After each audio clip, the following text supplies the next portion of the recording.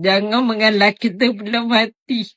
Kalau orang ni dia take time. Tapi nampaklah ada perubahan tu ketara lah. Dulu dari terbalik dia pakai tube hidung. Tu sekarang dah boleh cabut, dah boleh makan normal lah.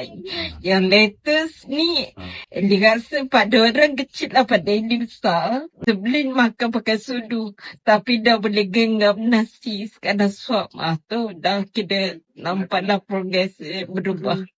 Badan pun dah naik. Dah ada. Muka nampak berseri.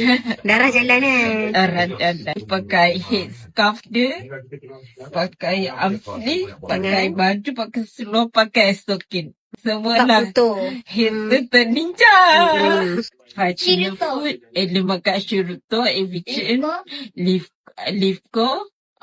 Next bio. Bifil. Rasa mahal. Terasa dia memang berdiri mahal sangat.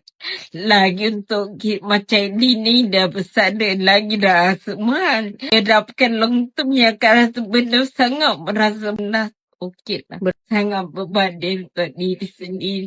Yang penting orang boleh sihat. Jadi ni menimbulkan saraf otak yang besar. So dah memang sedang recover. Untuk orang stroke, dia rasa 6 bulan dah boleh jalan dah. Yang penting semangat tu kena ada semangat juang dalam hidup. Jangan mengalah kita belum mati. Kena konsisten. Tak boleh.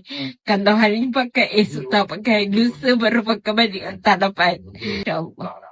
Benda ni pun nak atas izin dia juga. Kita ni cuma ikhtiar aja cari benda-benda.